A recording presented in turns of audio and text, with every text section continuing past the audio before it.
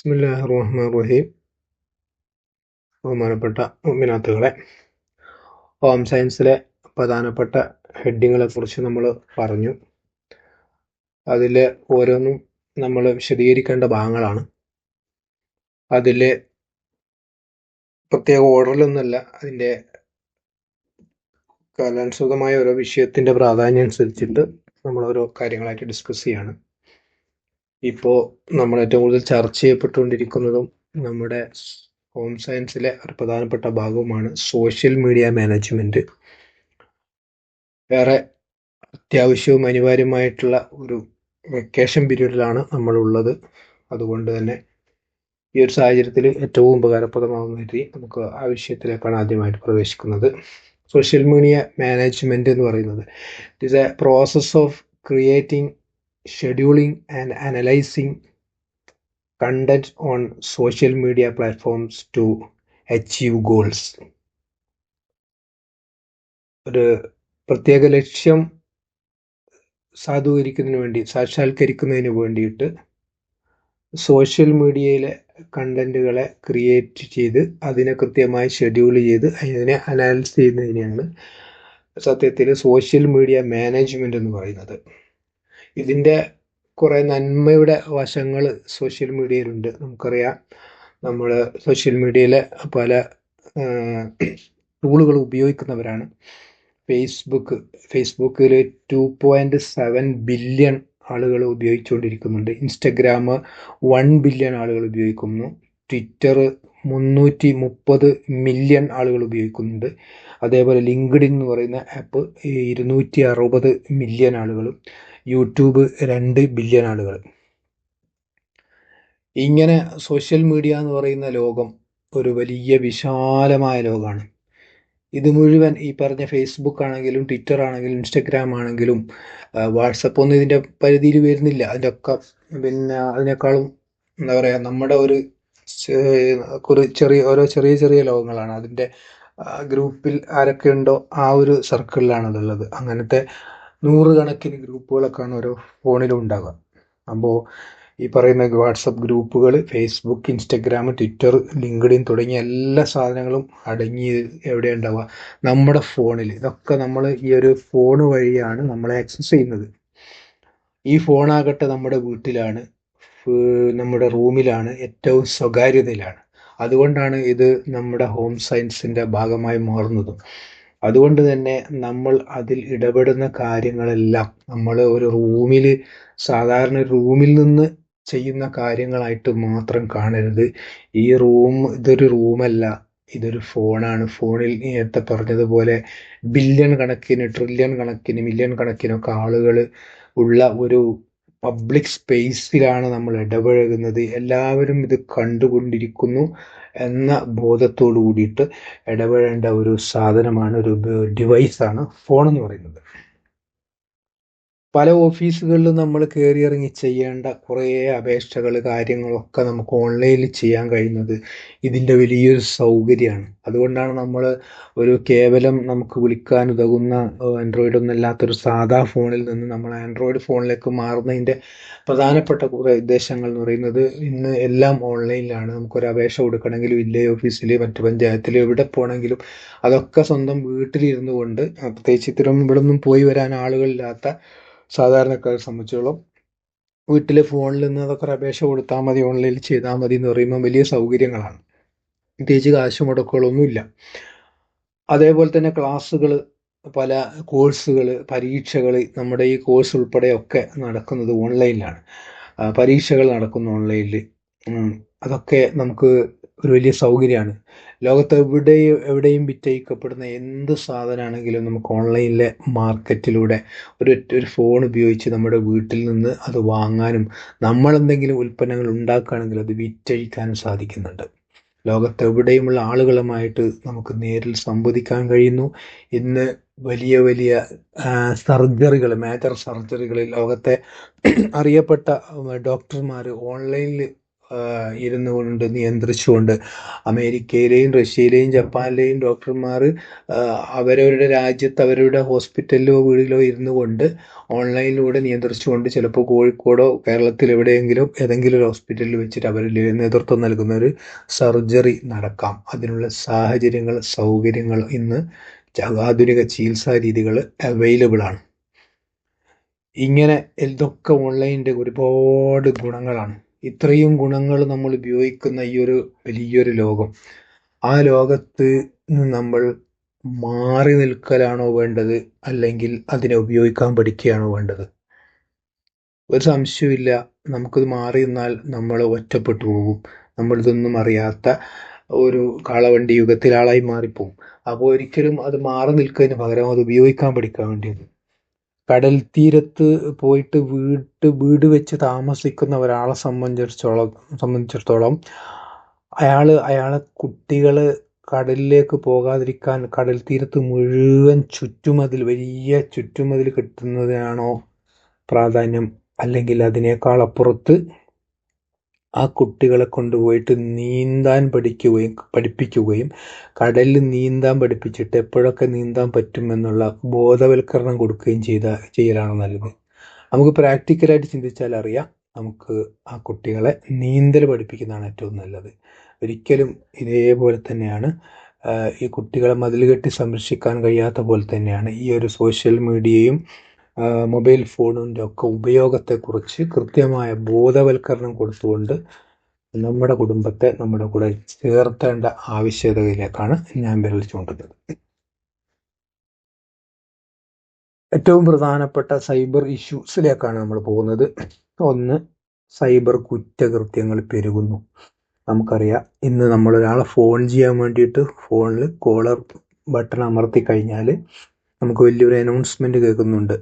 പിന്നെ virtual arrest തുടങ്ങിയ online തട്ടിപ്പുകളിൽ വഞ്ചിതരാവാതിരിക്കുക എന്നുള്ള ഗവൺമെൻറ്റിൽ നിന്നുള്ള മുന്നറിയിപ്പുകൾ നമുക്ക് അവരുടെ സഹായവുമായിട്ട് നമുക്കൊരു മുന്നറിയിപ്പ് തരുന്നുണ്ട്. കാരണം സാമ്പത്തിക തട്ടിപ്പുകൾ അത്രയും വ്യാപകമായതുകൊണ്ടാണ്. വ്യാജ അറസ്റ്റുകൾ, ബിസിനസ്സുകൾ, ഓൺലൈൻ മാർക്കറ്റിംഗ് എന്നൊക്കെ പറഞ്ഞിട്ട് പല കച്ചവടം തുടങ്ങുന്നെന്ന് പറഞ്ഞിട്ട് നമ്മളെ പണം തട്ടിയെടുക്കുന്ന പല രീതിയിലുള്ള സാമ്പത്തിക തട്ടിപ്പുകൾ ഓൺലൈൻ വഴി നടക്കുന്നു.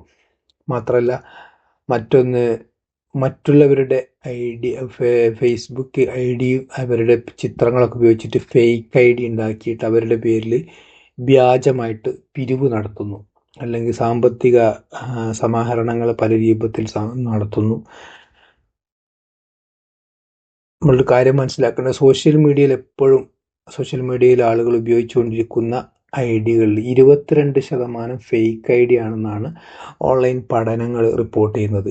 എന്ന് വെച്ചാൽ 100 ആളുകളുള്ള ഒരു നാട്ടിൽ 22 പേര് കള്ളന്മാരാണെന്ന് പറഞ്ഞാൽ അത്തരം ഒരു നാട്ടിലേക്ക് നമ്മൾ പ്രവേശിക്കുകയാണ്. ഒരു നാട്ടിൽ പ്രവേശിക്കുകയാണ്, ഇവിടെ 100 ആളുകളുണ്ട്, അതിൽ 22 കള്ളന്മാരുണ്ടെന്ന് പറഞ്ഞാൽ നമ്മൾ എങ്ങനെയായിരിക്കും ആ നാട്ടിലൂടെ നടന്നു പോവുക? നമ്മുടെ പേഴ്സ്, വിലപ്പെട്ടതെല്ലാം വളരെ സൂക്ഷിച്ചുകൊണ്ടല്ലേ നടന്നു പോവുക, അല്ലെങ്കിൽ അതൊന്നും എടുക്കാതെയല്ലേ നമ്മൾ പോവുക? അത്രയും ജാഗ്രതയോടെ ഇടപെടേണ്ട ഒരു സ്ഥലമാണ് സോഷ്യൽ മീഡിയ എന്ന് പറയുന്നത്. ആരെങ്കിലും എന്തെങ്കിലും മെസ്സേജ് അയക്കുമ്പോഴത്തേക്ക് ഇത് ഫേക്ക് ID ആണ്, 22% ഫേക്ക് ID ഉള്ള ഒരു കേന്ദ്രത്തിൽ നിന്നാണ് ഈ മെസ്സേജ് വരുന്നത്, ഇതിൻ്റെ പിന്നിൽ ഞാൻ ഉദ്ദേശിക്കുന്ന ആളാണ് എന്നുള്ളത് യാതൊരു ഉറപ്പുമില്ല എന്നുള്ളൊരു ബോധം നമുക്കുണ്ടാവേണ്ട സമയം വളരെ അതിക്രമിച്ചിരിക്കുന്നു. മറ്റൊന്ന്, ഡാറ്റ വിൽക്കപ്പെടുകയാണ്. ഓരോ ആപ്പുകളും നമ്മളെ ആപ്പിലാക്കുന്ന രൂപത്തിലുള്ളതാണ്. നമ്മൾ പല ആവശ്യങ്ങൾക്ക് വേണ്ടിയിട്ട് ഓരോ ആപ്പുകൾ പ്ലേ സ്റ്റോറിൽ പോയിട്ട് ഡൗൺലോഡ് ചെയ്യുന്നു. ആ ഡൗൺലോഡ് ചെയ്യുമ്പോൾ നമ്മൾ പലതിനും അലോ ബട്ടൺ അമർത്തുന്നു. നമ്മുടെ കോണ്ടാക്റ്റുകൾ, നമ്മുടെ മറ്റ് ലിസ്റ്റുകൾ, ക്യാമറ, ഗാലറി ഒക്കെ ആക്സസ് ചെയ്യാനുള്ള പെർമിഷനാണ് ചോദിക്കുന്നത്. അതൊക്കെ നമ്മൾ അലോ ചെയ്ത് കൊടുക്കുന്നു.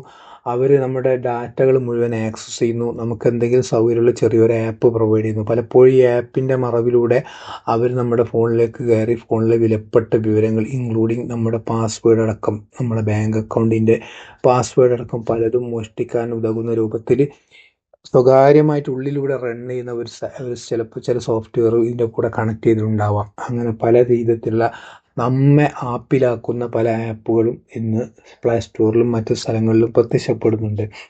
ഇത് മനസ്സിലാക്കി കഴിയുമ്പോൾ മാത്രമാണ് നമുക്കത് ഗവൺമെൻറ്റുകൾക്ക് ഉത്തരവാദിത്തപ്പെട്ടവർക്ക് അത് കണ്ടുപിടിക്കാനും അത് നിരോധിക്കാനും പിൻവലിപ്പിക്കാനും ഒക്കെ കഴിയുന്നത്. അതിൻ്റെ മുമ്പ് പലരും ഇതിൻ്റെ ഇരകളായി മാറിപ്പോകുന്നുണ്ട്.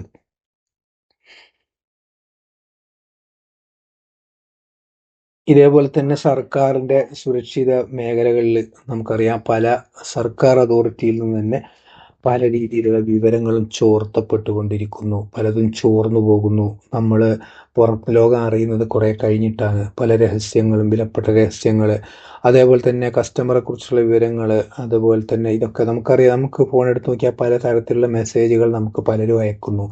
ഈ നമ്പറുകളൊക്കെ അവർക്ക് എവിടുന്ന് കിട്ടിയെന്ന് ചോദിച്ചാൽ നമുക്കറിയില്ല. അതൊക്കെ പല രീതിയിൽ നമ്മളെ ഡാറ്റ വിൽക്കപ്പെടുകയാണ്. അതിൻ്റെ കാരണത്താലാണ് നമ്മുടെ ഐഡിയും നമ്മുടെ നമ്പറും ഒക്കെ നമ്മുടെ മെയിലിലേക്ക്, നമ്മുടെ വാട്സാപ്പിലേക്ക്, നമ്മുടെ ഫോണിൽ നമ്പറിലേക്കൊക്കെ പല രീതിയിലുള്ള മെസ്സേജുകൾ വരുന്നത്. ഇതിനേക്കാൾ അപ്പുറത്തേക്കാണ് ഡാർക്ക് വെബ് എന്ന് പറയുന്ന അധോലോകം. വലിയ ഒരു നമ്മൾ കാണുന്ന കടലിൻ്റെ മുകളിലെ മഞ്ഞുമലയുടെ ഏറ്റവും മുകൾ ഭാഗമല്ല കാണുന്നത്. ഇതിൻ്റെ അടിയിൽ ഡാർക്ക് വെബ് എന്ന് പറയുന്നത് ഈ നമുക്കൊരിക്കലും എത്തിപ്പെടാനാവാത്ത ഇൻ്റർനെറ്റിലെ അധോലോകമാണിത്. അപ്പോൾ നമ്മൾ സാമ്പത്തിക തട്ടിപ്പൊക്കെ നടന്നു കഴിഞ്ഞാൽ അതിലേക്ക് ഡാർക്ക് വെബിലേക്ക് അതിൻ്റെ ബിറ്റ് കോയിനുകളാക്കിയിട്ട് കൺവേർട്ട് ചെയ്യപ്പെടുകയാണ്. ഒരിക്കലും പിന്നെ അത് എവിടെയും പ്രത്യക്ഷപ്പെടുന്നില്ല. അവിടെ നിന്നാണ് അതിൻ്റെ ക്രയവിക്രയങ്ങൾ നടക്കുന്നത്. അതുകൊണ്ട് ഒരിക്കലും നമുക്ക് നഷ്ടപ്പെട്ടു പോയ പൈസ നമ്മൾ വേറെ എവിടെയെങ്കിലും വേറെ ആരെങ്കിലും ഏതെങ്കിലും അക്കൗണ്ടിൽ നിന്ന് പിൻവലിക്കും, ആ സമയത്ത് നമുക്ക് പിടിക്കാമെന്നൊക്കെ കരുതിയാൽ അത് നമുക്ക് തിരിച്ചു കിട്ടാൻ പ്രയാസമാണ്. അത്രയും വലിയ അധോലോകമാണ് ഇതിൻ്റെ പിന്നിൽ പ്രവർത്തിക്കുന്നത്. വ്യക്തി വിവരങ്ങളടക്കം ചോർത്തിയിട്ട് അതിനൊക്കെ പണം സമ്പാദിക്കുന്ന രൂപത്തിലേക്ക് യാതൊരുവിധ കരുണയും ഇല്ലാതെ പലതും വിറ്റഴിക്കപ്പെടുന്ന മയക്കുമരുന്ന്, ലഹരിക്കടത്ത്, മനുഷ്യക്കടത്ത് ഒക്കെ നടക്കുന്ന ഒരു അധോലോകം പോലത്തെ ഒരു സ്ഥലമാണ് ഈ ഡാർക്ക് വെബ് എന്ന് പറയുന്നത്.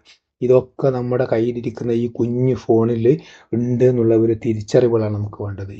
ഈ ഫോണാണ് നമ്മൾ കുട്ടികൾക്ക് കളിക്കാൻ കൊടുക്കുന്നത്. ഗെയിം എന്ന പേരിൽ നമ്മൾ കളിക്കാൻ കൊടുക്കുന്നുണ്ട്. എന്തൊക്കെയാണ് ഗെയിമുകൾ? പബ്ജി നിരോധിച്ചിട്ടും മറ്റുള്ള രീതിയിലൊക്കെ നിയന്ത്രിച്ചിട്ടും നമ്മൾക്കിടയിലൂടെ വളരെ സുലഭമായിട്ട് കുട്ടികൾ കളിക്കുന്ന കളിയാണ് പ്ലേ അൺനോൺ ബാറ്റിൽ ഗ്രൗണ്ട്സ് എന്ന് പറയപ്പെടുന്ന പബ്ജി എന്ന് പറയുന്നത് പ്ലേ അൺനോൺ ബാറ്റിൽ ഗ്രൗണ്ട് എന്ന് പറയുന്ന അതിൻ്റെ ഷോർട്ട് ഫോമാണ്. അതിലാകെ നടക്കുന്നത് ഒരു ഒറ്റപ്പെട്ട ദ്വീപിലേക്ക്, ഒരു സ്ഥലത്തേക്ക് ഒരാൾ എത്തിപ്പെടുന്നു. നമ്മുടെ കളിക്കുന്ന ആൾ എത്തിപ്പെടുന്നു. അവിടെ 100ഓളം ആളുകൾ അയാളെ ആക്രമിക്കാൻ വരുന്നു. ഇയാളുടെ കയ്യിൽ ആയുധമില്ല, മറ്റുള്ളവരുടെ കയ്യിൽ ആയുധമുണ്ട്. അപ്പോൾ ആയുധങ്ങൾ കണ്ടുപിടിക്കണം, പടച്ചട്ട അണിയണം. അങ്ങനെ പടച്ചട്ടയും കിട്ടണമെങ്കിൽ അതിനൊക്കെ പൈസ കൊടുക്കണം. അതിനൊക്കെ പൈസ കൊടുത്തിട്ട് ആ വെപ്പൺസൊക്കെ സ്വന്തമാക്കിയിട്ട് ഇവരെ ആയിട്ട് ഫൈറ്റ് ചെയ്യുക. കളി കൊലയിലേക്ക് എത്തുന്നു, വെടിവെപ്പിലേക്ക് എത്തുന്നു.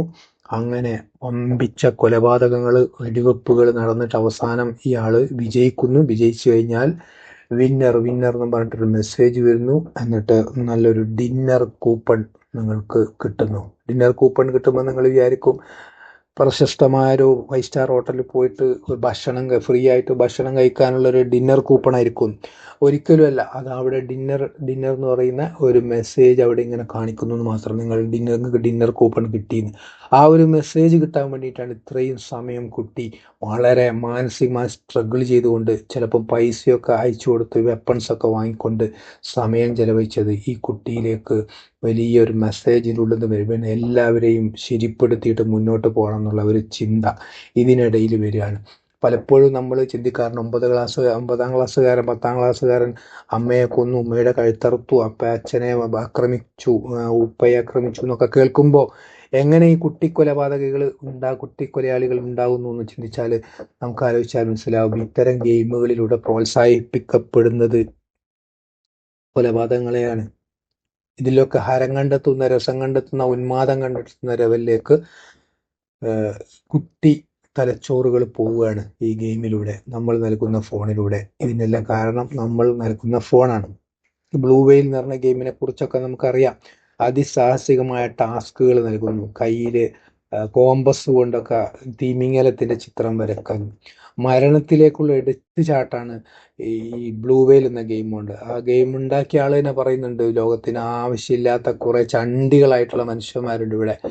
അവരൊക്കെ പോയി ചാവട്ടെ എന്ന് കരുതിയിട്ട് തന്നെ ഉണ്ടാക്കിയതാണെന്ന് പറയുന്നുണ്ട്. അത്രയും ആത്മഹത്യയിലേക്ക് ടാസ്ക് കൊടുക്കുന്ന രാത്രിയൊക്കെ പോയിട്ട് പിന്നെ കടലിലേക്ക് എടുത്ത് ചാടുക, ഫ്ലാറ്റിൻ്റെ മുകളിൽ കയറിയിട്ട് ചാടുക, താഴോട്ട് ചാടുക. അവരുടെ വിചാരം ഇത് ഗെയിമിലൊക്കെ കളിക്കുന്ന പോലെ ഒരു ഗെയിം കഴിഞ്ഞാൽ വീണ്ടും നമുക്ക് ജീവൻ തിരിച്ചു കിട്ടും, എന്നിട്ട് പിന്നെ അടുത്ത ഗെയിം കളിക്കാം. ആ ഒരു ലെവലിലാണ് അവരെ ആ ലോകത്താണുള്ളത്. നമ്മളെ ലൈഫിനെ കുറിച്ച്, റിയൽ ലൈഫിനെ കുറിച്ച് അവർ പറയുന്നത് ഇതല്ല ലൈഫ്, യഥാർത്ഥ ലൈഫ് എന്ന് പറയുന്നത് അവർ കളിക്കുന്ന ഗെയിമാണ്. അവിടെ നമ്മൾ പിന്നെ തൽക്കാലം ഒന്ന് തോറ്റാലെന്താ, മരിച്ചു പോയാലെന്താ, വീണ്ടും നമുക്ക് ജീവൻ വരും, വീണ്ടും നമ്മൾ പടച്ചേട്ട അണിഞ്ഞ് പുതിയ ലോഡ് ചെയ്തിട്ട് വീണ്ടും റീലോഡ് ചെയ്തിട്ട് നമ്മൾ വീണ്ടും കളിക്കാൻ പോകും എന്നുള്ള ചിന്തയിലാണ് അവർ ഈ ടാസ്കുകളൊക്കെ ചെയ്യാൻ തയ്യാറാകുന്നത്. ഇത് അവരുടെ എന്നേക്കുമുള്ള നാശാണെന്ന് മരിച്ചു കഴിയുന്നത് വരെ അവരറിയുന്നില്ല, അവർ ചിന്തിക്കുന്നു പോലുമില്ല. മോമോ ചാലഞ്ചസ് എന്ന് പറയുന്ന ഗെയിം, അതും സൂയിസൈഡൽ ഗെയിമാണ്. അതേപോലെ തന്നെ മിസ്സിങ് ഫോർ 48 hours എന്ന് പറയുന്ന മറ്റൊരു ഗെയിം, 48 മണിക്കൂറേക്ക് വീട്ടുകാരെയൊക്കെ ആകാംക്ഷയിൽ മുൾമുനയിൽ നിർത്തിക്കൊണ്ട് അപ്രത്യക്ഷമായിട്ട് എവിടെയെങ്കിലും പോയി ഒളിച്ചു നിൽക്കുക എന്ന് പറയുന്ന ഗെയിമുകൾ, എല്ലാവരെയും അസ്വസ്ഥമാക്കുക, അതിൽ സന്തോഷം കണ്ടെത്തുക എന്ന് പറയുന്നത്. ഇങ്ങനെ പലതരത്തിലുള്ള ഗെയിമുകൾ, ഓരോ ദിവസവും പുതിയ പുതിയ ഗെയിമുകൾ ഇങ്ങനെ പറന്നുകൊണ്ടിരിക്കുകയാണ്. ഇതേപോലെ തന്നെ മൊബൈൽ അഡിക്ഷൻ, നമ്മളെല്ലാം ഈ അഡിക്ഷനിലാണുള്ളത്. എല്ലാ പഴയ കളികളും നമ്മൾ വീട്ടിലിരുന്ന് കളിച്ച പല കളികളും, ലുഡോ, മറ്റ് ഗെയിമുകളും ഒക്കെ ഇന്ന് ഓൺലൈനിലേക്ക് മാറിക്കൊണ്ടിരിക്കുന്നു. അതിൽ നമ്മൾ കാണുന്നതിനപ്പുറം ദൃശ്യ, ശ്രാവ്യ, സ്പർശന അനുഭവങ്ങളുടെ ഒക്കെ സംയോജിത രൂപം വരുമ്പോൾ അതിന് വലിയൊരു ആകർഷണീയത ഉണ്ടാകുന്നു. കുട്ടികൾക്ക് പോലും ഓൺലൈനിൽ ഗെയിം കളിച്ചാൽ മതി എന്നുള്ള അവസ്ഥയിലേക്ക് എത്തുന്നു. മുറ്റത്തേക്ക് ഇറങ്ങാൻ, ചെരുപ്പിടാതെ മണ്ണിലൂടെ നടക്കാൻ അവർക്ക് മടിയാകുന്നു. അവർക്ക് ഫോണിലെ കളി മതി.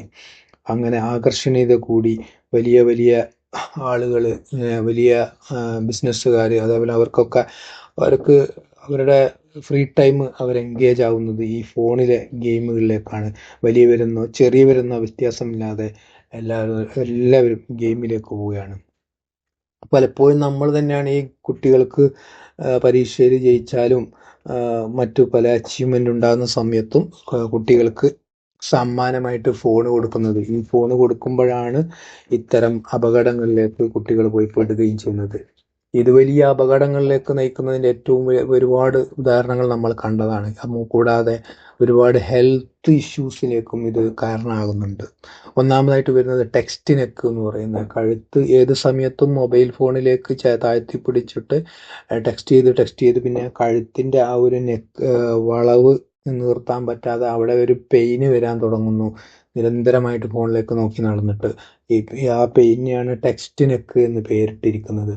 അതേപോലെ തന്നെ നോമോഫോബിയ, രണ്ടാമത്തത് നോമോഫോബിയ എന്ന പേരുള്ള ഒരു രോഗം എന്ന് വെച്ചാൽ ഫോണ് കയ്യിലില്ലെങ്കിൽ, ഫോൺ എനിക്ക് കോള് വന്നിട്ടില്ലെങ്കിലും പ്രശ്നമല്ല, ആരെയും വിളിക്കാനില്ലെങ്കിലും പ്രശ്നമല്ല.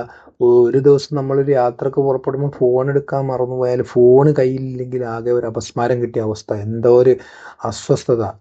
ഫോണ് അവിടെ ഉണ്ടായാൽ മതി, നമ്മളാരും വിളിക്കാനുമില്ല, നമുക്ക് ആരെയും വിളിക്കാനില്ല എങ്കിൽ പോലും വൈകുന്നേരം വരെ ഒരു ദിവസം ഒന്ന് ഫോണ് മാറ്റി വെച്ച് നോക്ക്, നമുക്ക് അസ്വസ്ഥത ഉണ്ടോ ഇല്ലയെന്ന് മനസ്സിലാവും. ഫോണ് അത്രയും നമ്മളെ ഉള്ളിലേക്ക് നമ്മളെ വല്ലാതെ ആകർഷിച്ചിരിക്കുന്നു.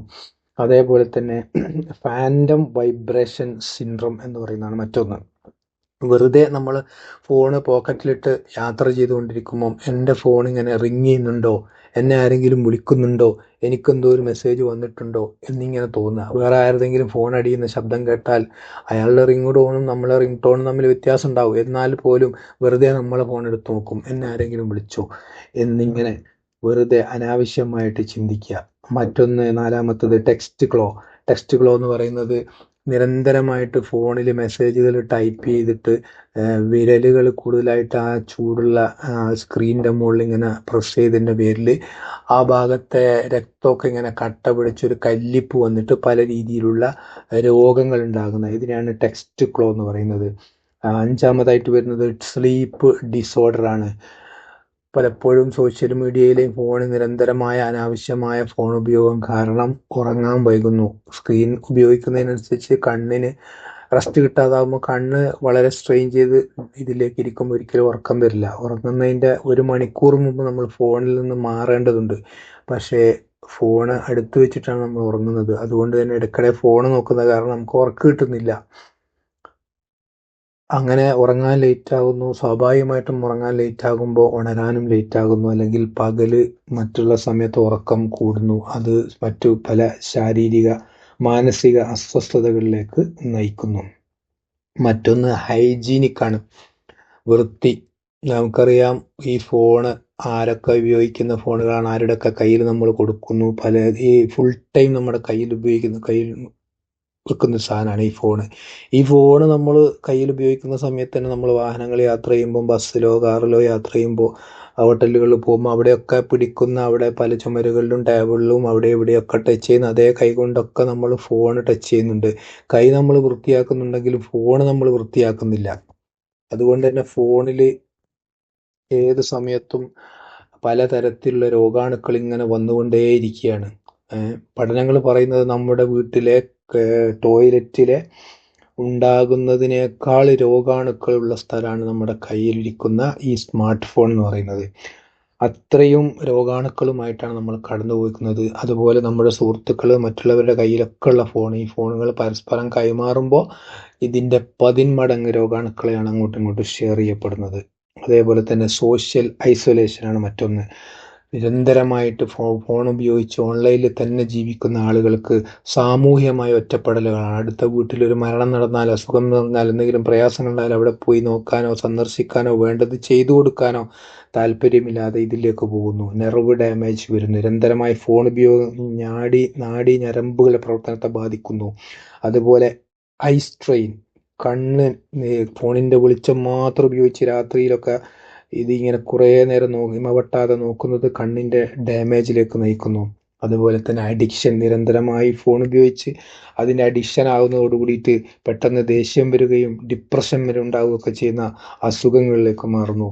അതുപോലെ തന്നെ I cancer, breast cancer, infertility തുടങ്ങിയ രോഗങ്ങളിലേക്കൊക്കെ ഇത് നയിക്കുന്നു. ഇത്രയും വലിയ ഭയാനകരമായ രൂപത്തിലേക്കാണ് നമ്മുടെ മക്കളൊക്കെ ഉപയോഗിക്കുന്ന ഫോൺ, അല്ലെങ്കിൽ നമ്മൾ ഉപയോഗിക്കുന്ന ഫോൺ കൊണ്ട് കാരണമാകുന്നത്. പലപ്പോഴും നമ്മൾ അയക്കുന്ന മെസ്സേജുകൾ പോലും പലതും ആവശ്യമില്ലാത്ത കുറ്റകൃത്യങ്ങളായ മെസ്സേജുകളാണ് നമ്മൾ അയക്കുന്നത്. ഒരാളെ അനാവശ്യമായിട്ട് അയാൾക്ക് ഇഷ്ടമില്ലാത്ത ഒരു തെറി വാക്ക് വിളിച്ചു കഴിഞ്ഞാൽ 1,00,000 രൂപ വരെ പിഴ കൊടുക്കാൻ പറ്റിയ കുറ്റമാണത്.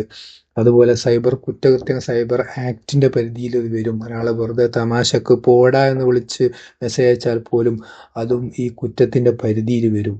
1,00,000 രൂപ ഫൈൻ അടക്കേണ്ടി വരും. നമ്മൾ അയക്കുന്ന മെസ്സേജുകളൊക്കെ ഡിജിറ്റൽ തെളിവുകളാണ്. നമ്മൾക്കെതിരെ അത് സാക്ഷി നിൽക്കും. കോടതിയിൽ അത് തെളിവായിട്ട് സ്വീകരിക്കും. അതുകൊണ്ട് ഫോൺ ഉപയോഗത്തെയൊക്കെ നമ്മൾ നിയന്ത്രിച്ചാൽ നമ്മുടെ ശരീരത്തെ, മനസ്സിനെ നമ്മുടെ തിരികെ കൊണ്ടുവരാൻ പറ്റും.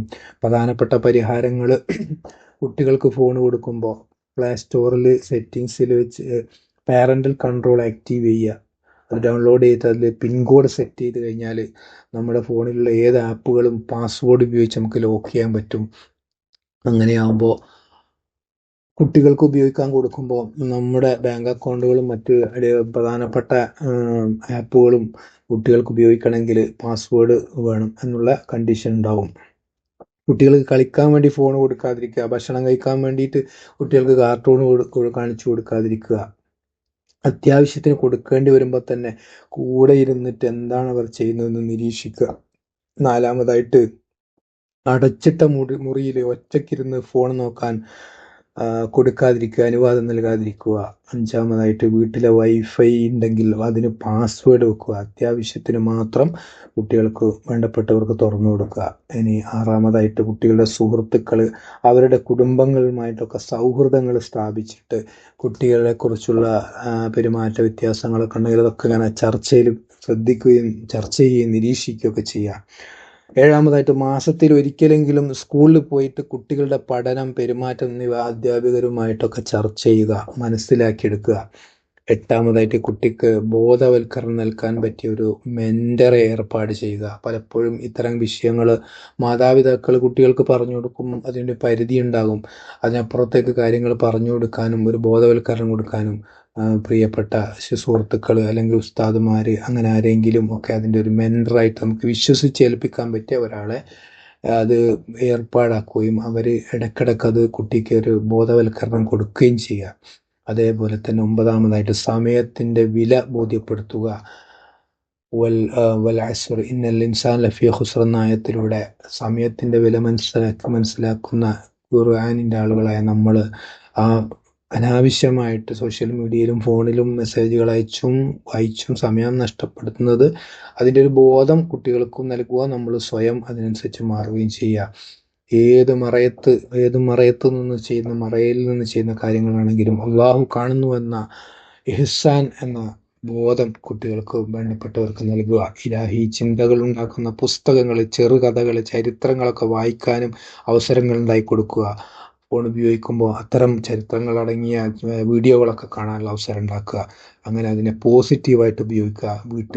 10-ാമതായിട്ട് വീട്ടിൽ ആത്മീയ മജ്‌ലിസുകൾ സംഘടിപ്പിക്കുക. ഫോണൊക്കെ മാറ്റി വെച്ചിട്ട് അത്തരം മജ്‌ലിസുകളിൽ കുടുംബസമേതം, പുറത്തുനിന്ന് ആരെയും വിളിക്കണമെന്നില്ല, ഒരുമിച്ചിരുന്നിട്ട് ആത്മീയ സദസ്സുകൾ അദ്ദാദ് ചെല്ലുക, മജ്‌ലിസ് നൂർ ചെല്ലുക പോലത്തെ ആത്മീയ മജ്‌ലിസുകൾ സംഘടിപ്പിച്ചിട്ട് അവരുടെ ഒരു ആത്മീയതയിലും കൂടി നമ്മൾ പങ്കാളികളാവുക. അള്ളാഹു തൗഫീഖ് ചെയ്യുമാറാകട്ടെ.